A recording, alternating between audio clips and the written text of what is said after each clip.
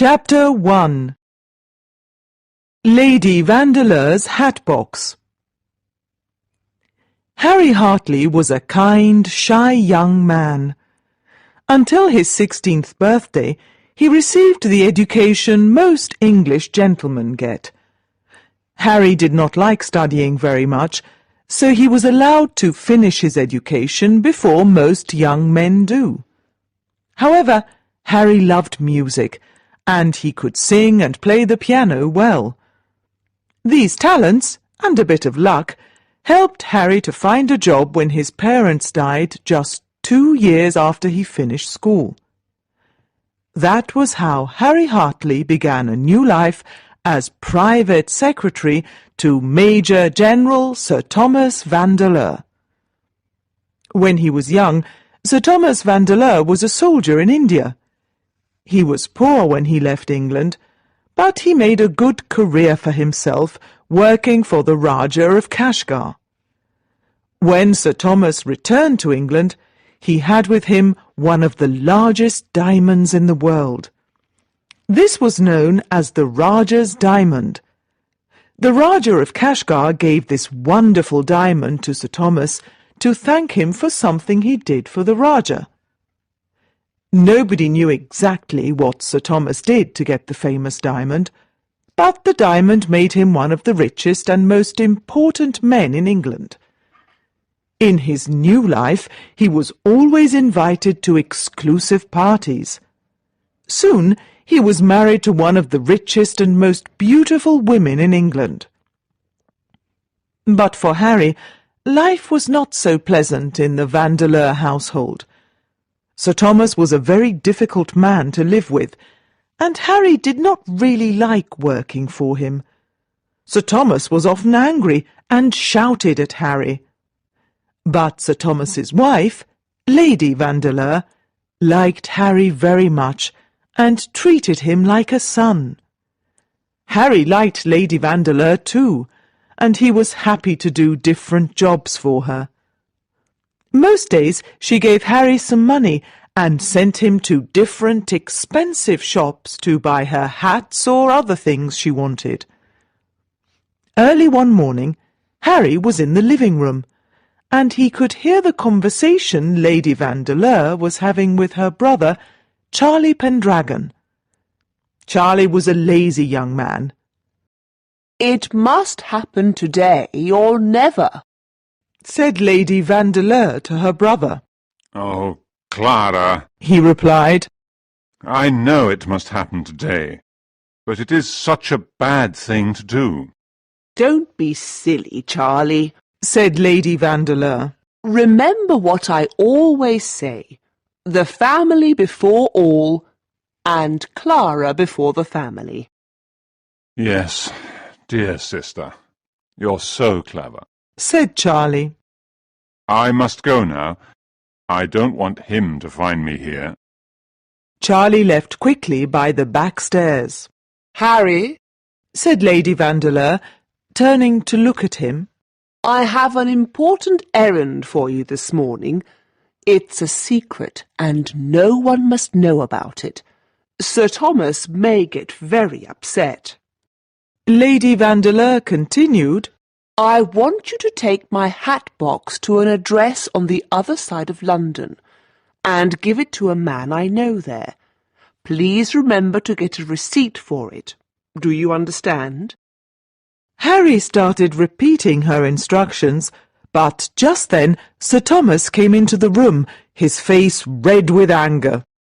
"Look at this bill, madam!" he cried. "I know you married me for my money, but I don't want you to spend all of it." "Mr. Hartley," said Lady Vandeleur. "please go on your errand." "Wait!" said Sir Thomas, looking at Harry. Then he turned to Lady Vandeleur and said, "What is this errand? I don't trust him or you. After all, what does he do to earn his money? It's a mystery to everyone." "I thought you had something to tell me privately," said Lady Vandeleur. "Don't try to change the subject. insisted Sir Thomas. You spoke about an errand. I don't want our servants to listen to our arguments. Mr. Hartley, you may go. Harry quickly left the room, and as he ran upstairs to get the Hatbox, he could hear Sir Thomas's loud, angry voice and Lady Vandeleur's cold replies. Harry often went on these secret errands for Lady Vandeleur. He knew Lady Vandeleur's spending was a problem, and he often went around London paying small amounts of money to different people for her. But Harry was always loyal to his lady. Besides, he disliked Sir Thomas, and he understood Lady Vandeleur's love for expensive things. It was a hot day, and Harry decided to walk through Kensington Gardens to stay in the open. Harry walked near the magnificent Kensington Palace, and was almost through the gardens when Sir Thomas suddenly appeared in front of him. Where are you going? Demanded Sir Thomas. I'm just taking a little walk in the park on this lovely day, Replied Harry, lying to his employer. With that thing? Said Sir Thomas, pointing at Lady Vandeleur's hatbox. You're lying, and you know it. Where did my wife tell you to go? Cried Sir Thomas. Sir Thomas started to raise his walking stick to hit Harry, but suddenly Charlie Pendragon appeared. Sir Thomas, you can't treat Mr. Hartley like this. No one can tell me what to do, Said Sir Thomas, raising his walking stick and trying to hit Charlie. A moment later they were fighting, and a crowd of people was looking at them. Run, Harry, run! Cried Charlie as he continued fighting. Harry ran away as fast as he could, thinking all the time. Why was Sir Thomas so curious about what was in the hat box? What doesn't Lady Vandeleur want her husband to know? Is she doing something dishonest? Why were they arguing? But Harry stopped thinking when he suddenly realized that he was lost. He was now in a very narrow street. It had high garden walls on both sides. Everything was still and silent. As Harry hurried along the street, he wondered where he was. This part of London was completely new to him. While he was wondering where he was, someone shouted his name. He turned around and saw Charlie Pendragon coming quickly after him. He looked angry. Harry knew that Charlie helped him earlier, but by now Harry was so frightened that he ran. He knew that he had to hide. He ran around a corner, climbed over a garden wall, and fell over into a garden with a soft thump. Harry was not hurt, but he lay on the soft, wet ground for a few seconds and thought, What am I going to do now? But he had no time to think any more. A large man was looking down at him. He picked Harry up easily and stood in front of him. Who are you? Demanded the man angrily. And why did you come into my garden in this way? Harry was too frightened to speak, so the man went on. Speak up, young man, or I'll take you to the nearest police station. Just look what you have done to my flowers. But as the man looked at the ground, his eyes opened wide and he said, What's all this? Harry looked where the man was looking. The hatbox was open and, all over the ground around them, between their feet and under the roses, were diamonds. There were diamond rings, diamond earrings, a magnificent tiara made of diamonds, and dozens of diamonds shining in the sun. Chapter 2. A Surprise in the Garden. Harry could not think of anything to say. All he could do was look at the diamonds. The man was silent for a long time, too, before he finally spoke. Now I understand. You stole these and ran away. But don't worry, I see there are enough for two here. He went down on his knees and started to quickly pick up the diamonds and put them back in the hat box. Let's go inside, where no one can see us, said the man, getting up. The two men walked across the garden. Harry was so afraid he still could not speak. He understood that he was in big trouble. The idea that Lady Vandeleur was doing something dishonest made Harry sad. He thought, Now I understand why Sir Thomas shouted at his wife before I left the house. She's spending too much money. She probably wanted to sell her diamonds to pay her bills. Just as Harry and the man were about to go into the man's house, a young man came into the garden. By the way he was dressed, Harry could see he was either a priest or studying to become a priest. The older man touched Harry's arm and whispered, Don't say a word. Then he said, Hello, Mr. Rollis. This is a young friend of mine who came to see my beautiful roses. How do you do? Oh, but haven't we met before? asked Mr. Rollis. Aren't you Mr. Hartley? The man did not give Harry time to answer. He quickly pushed Harry inside the house and said, I'm sorry, Mr. Rollis, but my friend can't stay long. We really must go now. So Harry and the man went inside and left Mr. Rollis outside in the garden. The man immediately closed the curtains, and then he sat down at the table. He divided Lady Vandeleur's diamonds into two unequal piles. He gave the smaller one to Harry. Now leave, and don't ever come here again, he said angrily. Harry did not know what to do, but he knew he could not fight this man. The man then pushed him into the street, and he fell to the ground. The diamonds in his pocket were now all over the road. As he lay there, a man in dark clothes appeared and quickly picked up most of the diamonds and ran off. Now what could he say to Lady Vandeleur? When Harry got back to the Vandeleur house, he found Sir Thomas, Lady Vandeleur, and Charlie Pendragon waiting for him. Obviously, Sir Thomas now knew everything about his wife's plans to sell the diamonds. Harry gave Sir Thomas the few diamonds he still had, but Sir Thomas was so angry, both with his wife and Harry, that he didn't believe the story of the man in the garden. Finally, when he was a bit calmer, he said, And now, Mr. Hartley, I'm going to take you straight to the police station. You can tell them everything. Harry knew he had no choice but to go with Sir Thomas. When they got there, Harry told his story to an inspector.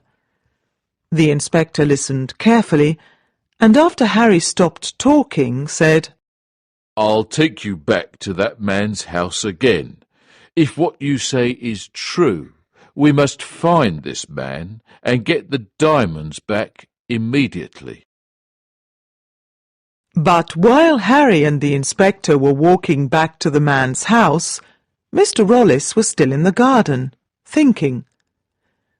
After meeting his landlord's friend, Mr. Rollis was certain that it was Sir Thomas Vandeleur's private secretary, Harry Hartley. This made him curious about why Harry was there. He could not believe that Harry really was a friend of his dishonest landlord, Mr. Raeburn. So Mr. Rollis decided to look around the garden. He noticed some damaged roses near the garden wall, and was curious to find out why. This was very strange, because Mr. Raeburn loved his roses. Near them, he saw a piece of material, and recognized it as the same material as that of Harry's trousers. Now he knew how Harry got into the garden, and how the roses were damaged. Well, well, this is becoming quite interesting, thought Mr. Rollis. Just then he noticed something buried under the roses. He quickly dug it out with his foot. It was a leather jewellery box. Clearly, his landlord and Harry did not know about it. Mr. Rollis turned the box in his hands. He then opened it and was amazed to see what was inside. On a piece of soft green velvet was the largest diamond Mr. Rollis ever saw. He knew very little about diamonds, but he knew at once that this was very probably the most precious diamond in the world. Chapter 3. The Prince and the Diamond Hunter. The more Mr. Rollis looked at the Rajah's diamond, the more he was attracted to it. It was as large as a duck's egg. Mr. Rollis next did something very unusual for his character. He quickly looked around the garden to see if anyone was there. When he saw that no one was there, he quickly put the box with the diamond inside his pocket. Then he quietly left the garden and took it back to his room. Now Mr. Rollis was a thief. Mr. Rollis still needed to talk to his landlord, so he returned to the garden. A few minutes later, the police inspector arrived with Harry Hartley. Terrified, Mr. Rayburn immediately gave back all the diamonds he had. As for Mr. Rollis, he told the police what he knew and added, I suppose your investigation is finished now. Oh, no, we're still missing some other jewels. There's a magnificent tiara, and also the most valuable piece, the Rajah's diamond, answered the inspector. I suppose you'll find it soon. It must be very difficult to sell such a famous diamond, replied Mr. Rollis nervously. Not really. The thief can cut the diamond into smaller pieces, then he can sell them separately, said the inspector. After everyone left, Mr. Rollis returned to his room. He was happy that now he knew how to sell the diamond. There was only one problem. He did not know how to cut diamonds. He looked in all his books, which had no useful advice at all, but then he remembered an old friend in Edinburgh. Of course. Why didn't I think of it before? My friend's a jeweller. He can teach me how to cut diamonds, thought Mr. Rollis. He decided he could not wait, so he decided to take the night train to Edinburgh the next day. The following afternoon, he left his bags at the railway station because his train was not leaving until the evening. He had time to have dinner at his club first. He met a friend of his when he arrived at the club. You're lucky to be here tonight. Prince Florizel of Bohemia and John Vandeleur are having dinner here, said his friend. I know Sir Thomas Vandeleur, but I've never met his brother, Mr. Rollis replied. Well, John Vandeleur is a great adventurer. He travels round the world looking for diamonds. He knows all about them, said his friend. When he heard this, Mr. Rollis suddenly became very interested in the two men.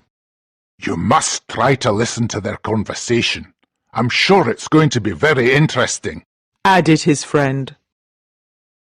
But how will I know who they are? Asked Mr. Rollis. Oh, you can't miss them. Prince Florizel is the finest gentleman in Europe. John Vandeleur is about 70, with long white hair and a scar across his face, answered his friend. Mr. Rollis hurried to the dining room. It was not difficult to find the Prince and John Vandeleur. The two of them sat at a table together and were talking intently. There was no one at the table nearest to theirs. Good. This is my big chance, thought Mr. Rollis as he sat down at the table. He tried to listen to what the two men were saying. Did you hear that someone stole the Rajah's diamond from my brother Thomas? Asked John Vandeleur. Yes, I heard all about it. I think that diamond should be at the bottom of the sea. Replied Prince Florizel. It's dangerous. It makes people behave in strange ways. As a diamond hunter and a Vandeleur, I can't agree with you, said John Vandeleur. He seemed to be a bit angry. You may not agree with me, but a diamond worth so much money can have great power. It can make people do very strange things, said Prince Florizel. That's right. I'll do anything to find the Rajah's diamond. I'm sure I will one day, because I'm the best diamond hunter in the world, cried John Vandeleur fiercely. When he heard these words, Mr. Rollis suddenly felt very frightened. Oh, what if he finds out I have the Rajah's diamond? Thought Mr. Rollis. Then he looked at his watch. I must leave now, or I'll miss my train, he thought. A short time later, Mr. Rollis got on his train. He felt happy when the conductor said, You're lucky. Tonight there is only one other gentleman sharing your carriage. But Mr. Rollis was not happy for very long. He took a seat in his compartment. A man smoking a cigar was standing in the corridor. As the man turned around, Mr. Rollis' heart jumped. He had a scar across his face. Mr. Rollis was filled with fear. The other gentleman was John Vandeleur. Chapter 4. Partners in Crime. Mr. Rollis was terrified because John Vandeleur was in the same carriage. He became even more afraid after he saw how the carriage was divided. There were 3 compartments in the carriage. Each compartment was separated by only a sliding door.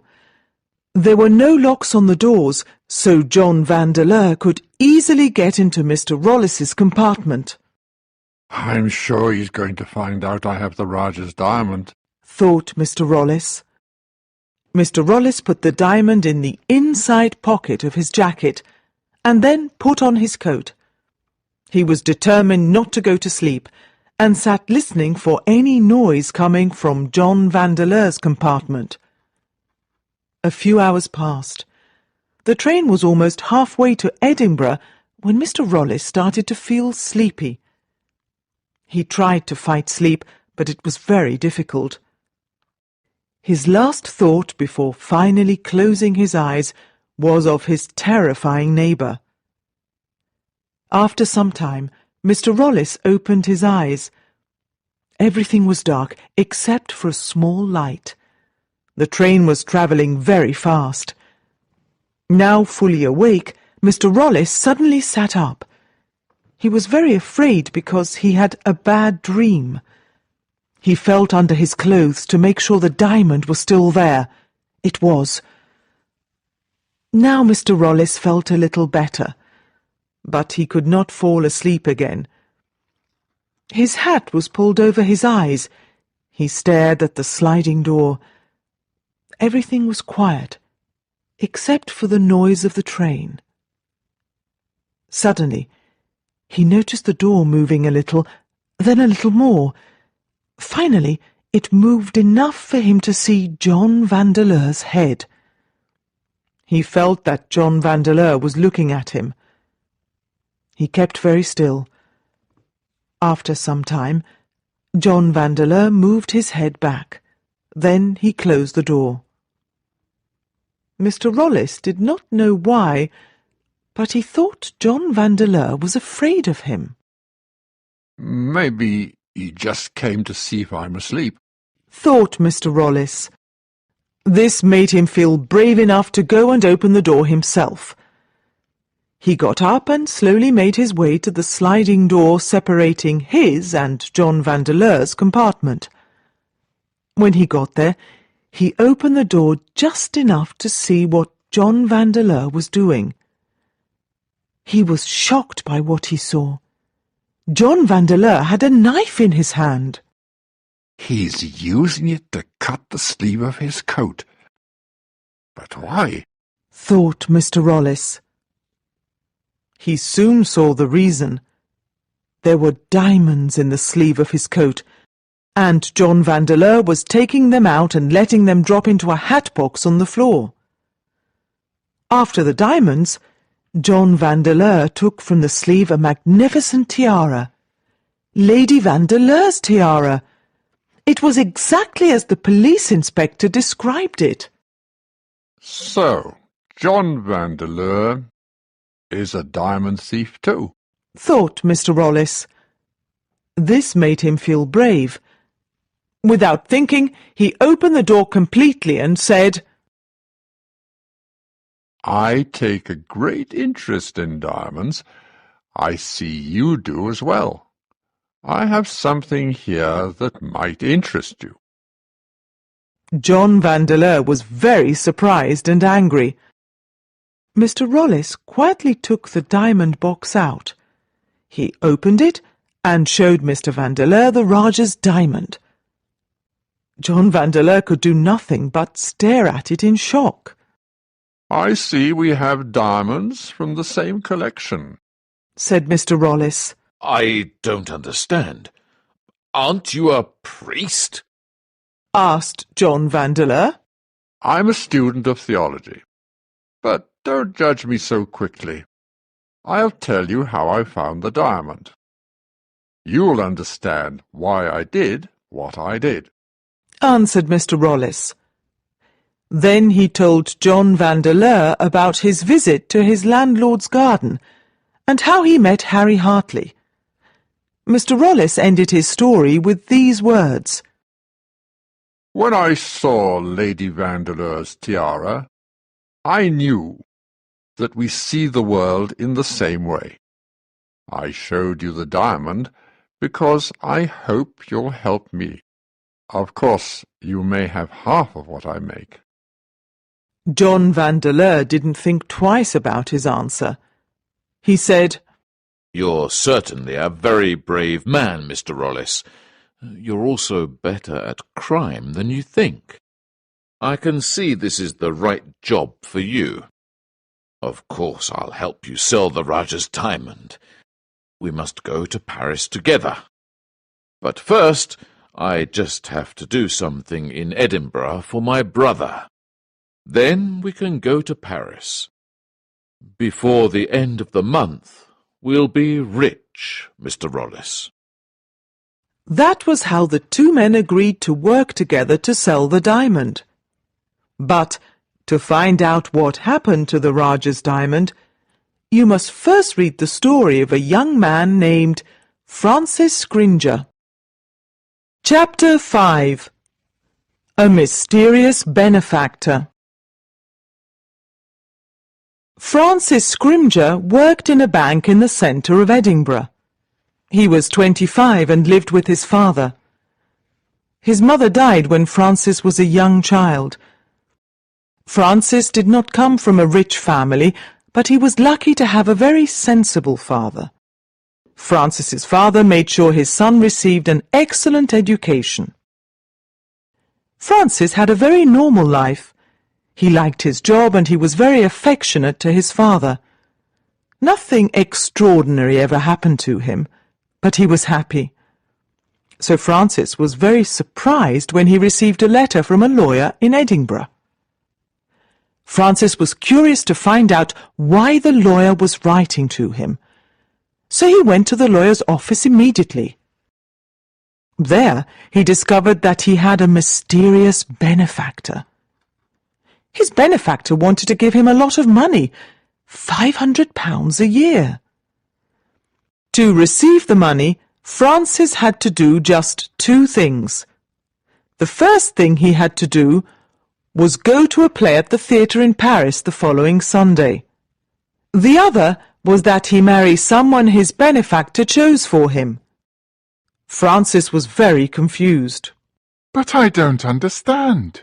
It's all so strange, said Francis. He was quiet for a moment, then he added, Why does he want to choose my wife? What importance is it to him? Believe me, your future wife will be very important to him, answered the lawyer. He felt sorry for Francis because he saw how confused the young man was. This news was obviously shocking. Both men were silent for a few seconds. Finally, Francis said, I'll accept my benefactor's offer, but only if you tell me who he is. I can't tell you his name, but I can tell you what he has to do with you, answered the lawyer.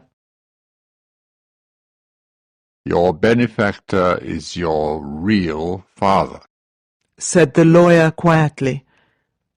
Francis did not know what to say. It was all so confusing. Father? Isn't my real father? He thought over and over again.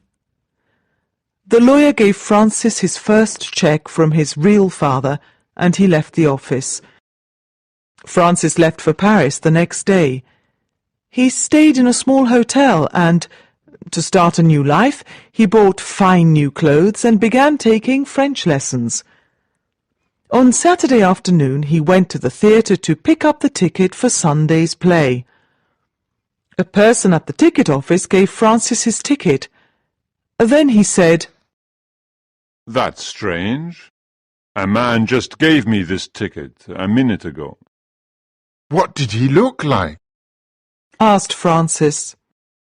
He was about 70 years old, I think, with long white hair. He has a scar across his face, replied the clerk.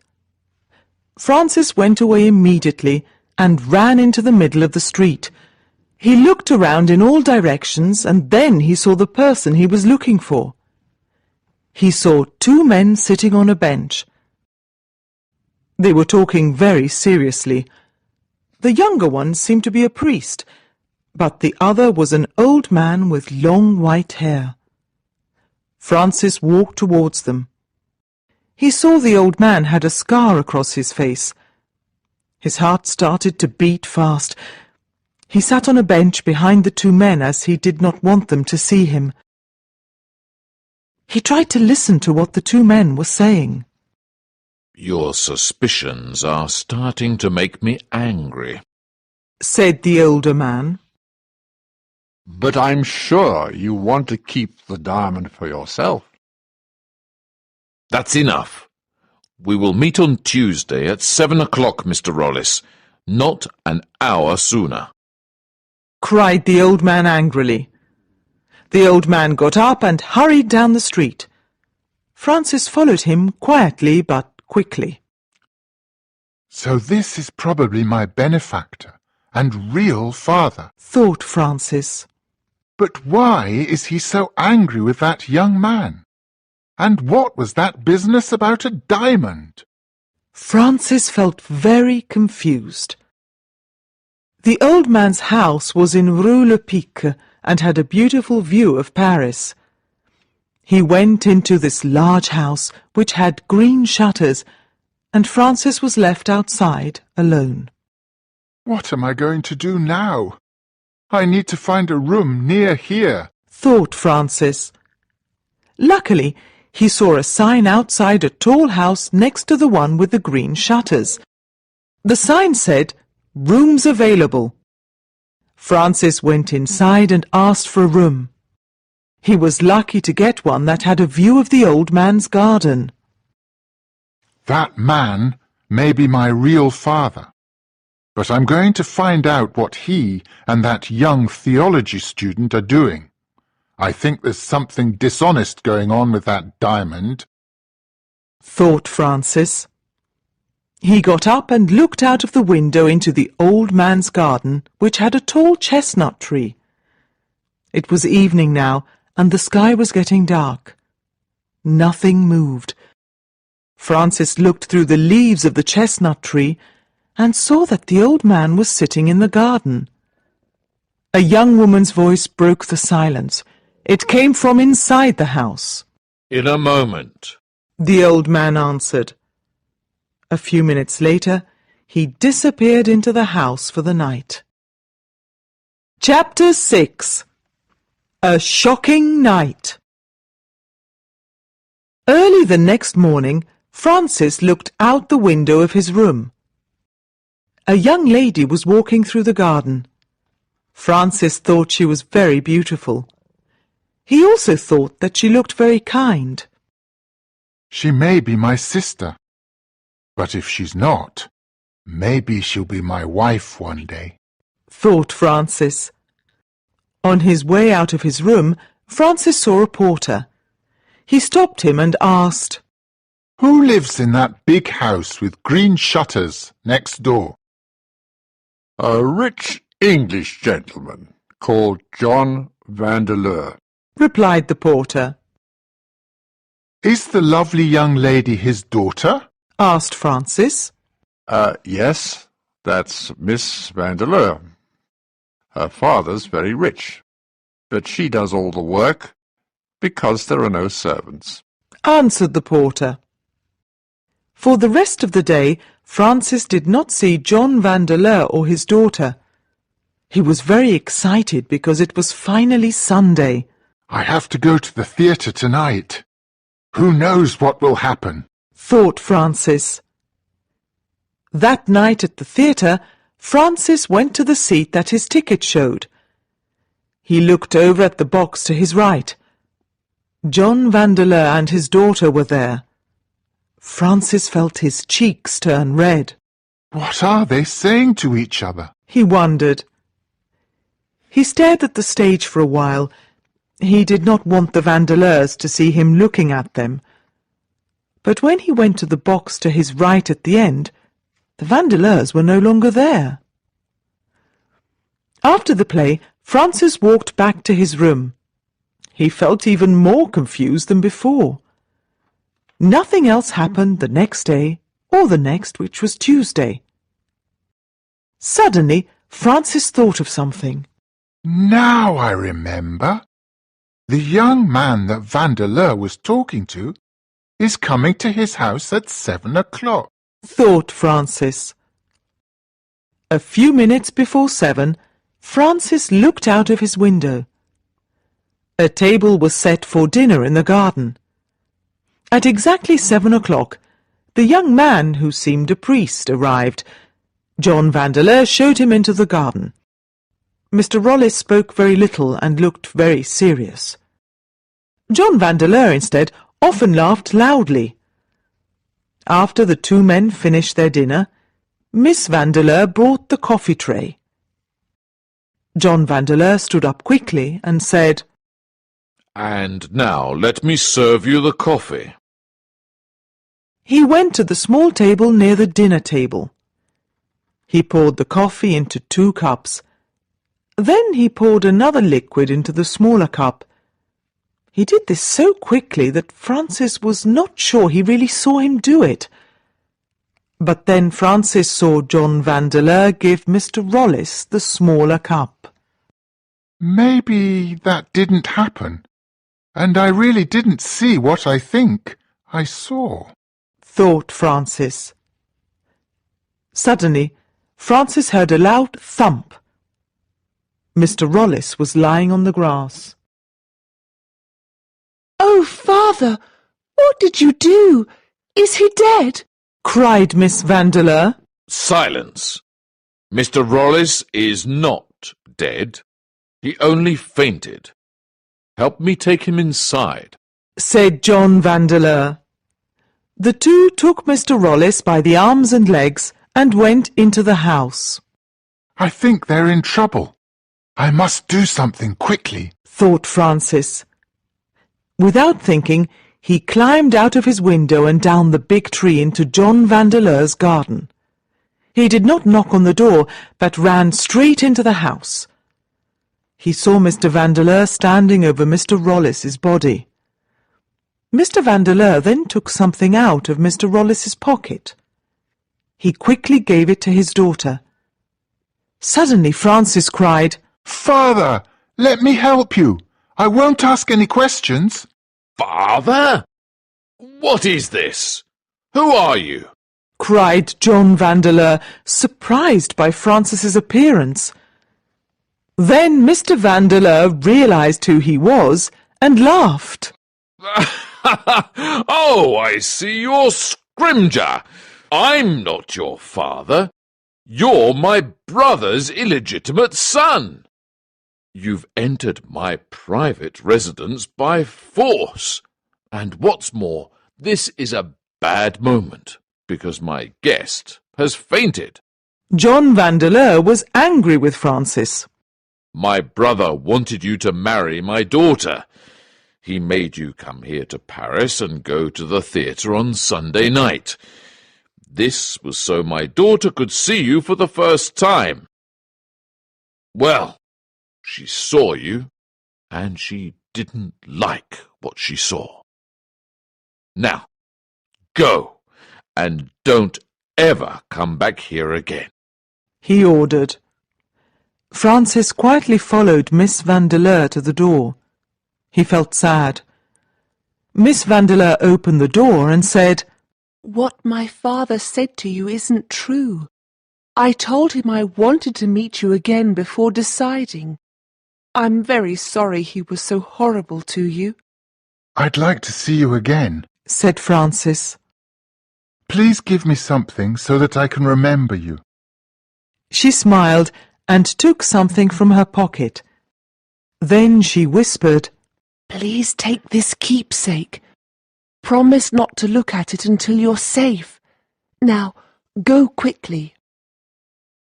Francis started running down the road when he heard a terrible cry from the Vandeleur house. It was Mr. Rollis. Francis ran for his life and finally sat down at the Café Américain. Then he remembered what was in his pocket and took it out. It was a leather jewellery box. I saw this before at the house. It's what Mr. Vandeleur took out of Mr. Rollis's pocket. Francis thought suddenly. He opened the box and got the shock of his life. In the box, on the green velvet, there was the largest and most beautiful diamond Francis ever saw. Chapter 7. A Prince to the Rescue. Francis continued staring at the diamond. He was still in shock a few minutes later when he felt a hand on his shoulder. He looked up and saw an elegantly dressed man standing next to his table. The stranger sat down next to him and whispered in his ear, Close the box and put it back into your pocket. Try to stop looking so surprised and make everyone think that you know me. I fear you must be an amateur. Francis looked at the man and saw that he was smiling. He had a friendly face. Please, tell me who you are and what this means, said Francis. Very well, but first you must tell me who you are and what you are doing with the Rajah's diamond, answered the man. The Rajah's diamond? Repeated Francis. Yes, that's what you were holding. I know, because I saw it at Sir Thomas Vandeleur's house many times, said the man. Francis was silent for a moment. He could not believe the famous Rajah's diamond was in his pocket. He also could not believe that this amazing diamond belonged to his real father. Finally, something about the man's friendly face made Francis believe he was an honest man. He decided to tell the man the whole story of how he got the diamond. After he finished, the man said, Now I know all about you, but you don't even know who I am yet. He called a waiter to their table. Will you be so kind as to tell this young man my name, please? The man asked. Certainly, sir, Said the waiter. Turning to Francis, he said, You have the honour of sharing the same table with His Highness Prince Florizel of Bohemia. And now that you know who I am, I think you can trust me with the diamond, said the prince, smiling. Without saying a word, Francis took the diamond out of his pocket again and gave it to the prince. You did the right thing, Francis.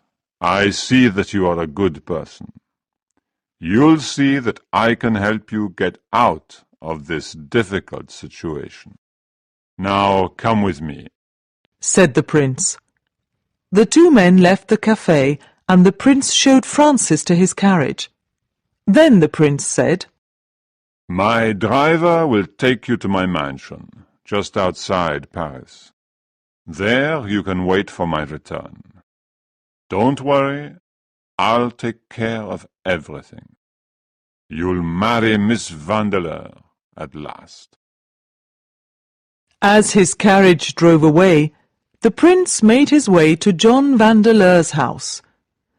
As he knocked on the door, the prince thought, I'm going to teach John Vandeleur a lesson he'll never forget. John Vandeleur himself opened the door.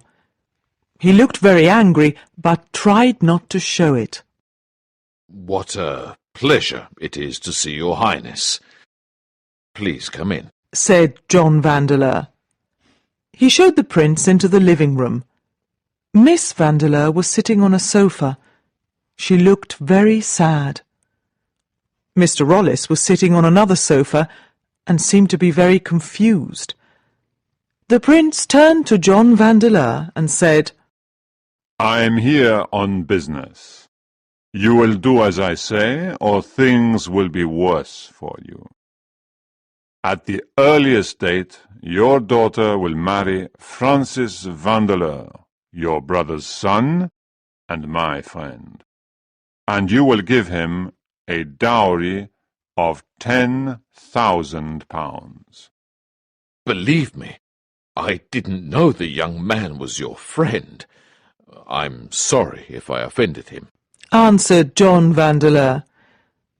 The prince knew John Vandeleur was not sorry at all.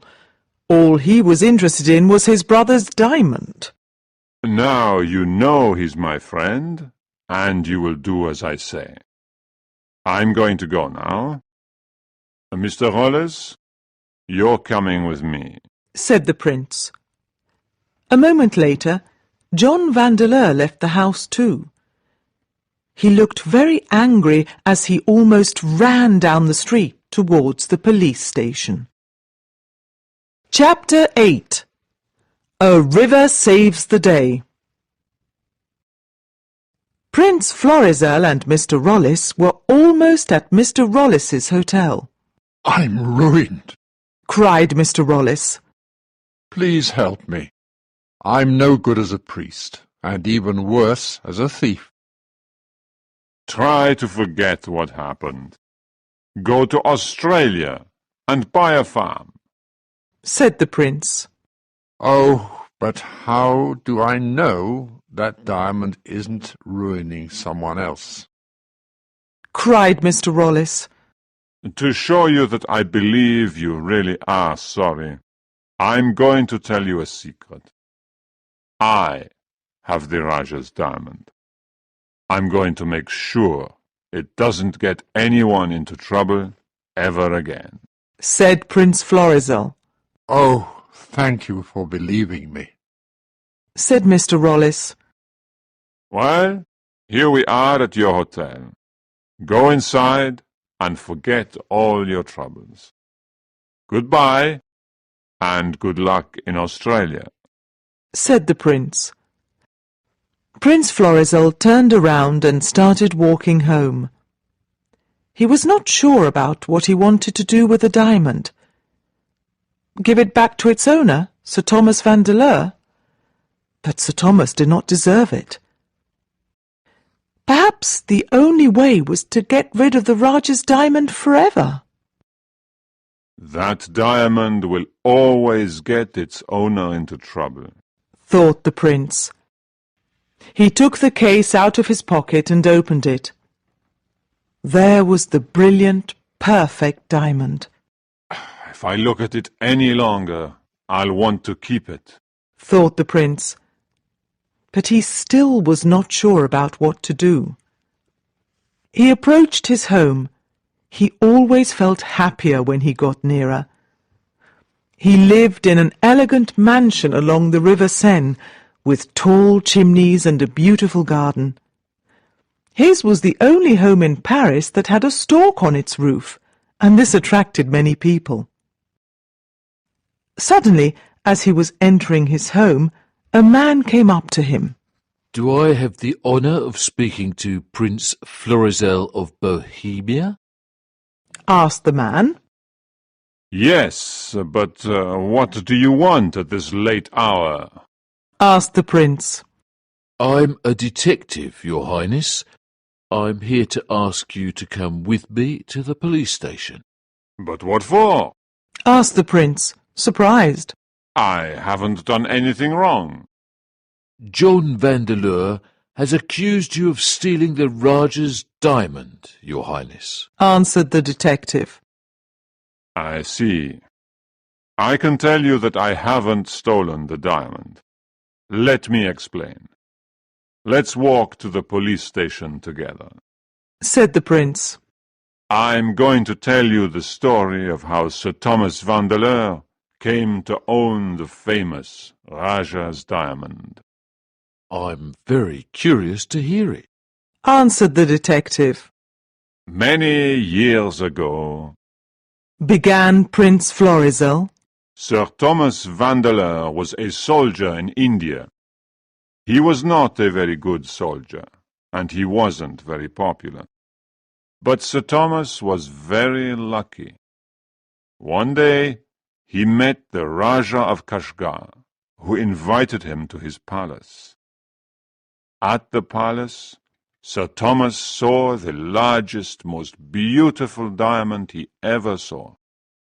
He decided that he must have it. So he decided to stay in India and serve the Rajah, who was not an honest man. For 3 years, Sir Thomas did many bad things for the Rajah. He even betrayed his own soldiers in danger. Because of him, thousands of men were killed. In the end, Sir Thomas made the Rajah a very large fortune. To thank him, the Rajah finally gave him the diamond he wanted so badly. Prince Florizel continued his story. After a long walk, the detective found out all about how Sir Thomas Vandeleur, Mr. Rollis, and Francis Scrimger each came to own the Rajah's diamond. So you see, detective, you must agree with me. The Rajah's diamond has got everyone who has touched it into great trouble. That diamond may be extremely beautiful, but it has an evil power over people. It makes them greedy, said the prince. The detective knew the prince was right. The only people the diamond didn't make greedy are Francis and I, added the prince. I have the Rajah's diamond here in my pocket now. God forgive me if I am doing something wrong, but that diamond's evil power must end tonight. With these words, the prince took the diamond out of his pocket. He looked at it one more time as it shone in the moonlight. Then, suddenly, without saying anything, he threw it into the Seine. It sparkled in the sky before falling into the river. Both men stared at the water in silence. The diamond was now gone. And now let's go to the station at once. I'm sure you won't be put in prison once the chief of police hears this story, said the detective. Not long after this eventful night, Francis and Miss Vandeleur were married. The prince was happy to be Francis's best man. The young couple started their life together, and nobody ever talked about the Rajah's diamond again. But there were two people who continued to look for the diamond. John and Thomas Vandeleur got news of what happened that night when the detective came to arrest Prince Florizel. They often took a boat out on the Seine to look for the diamond. But because they had wrong information about the bridge where Prince Florizel was standing when he threw it in the Seine, they spent all their time looking in the wrong part of the river. People taking a walk along the river often stopped to watch men diving from their boat.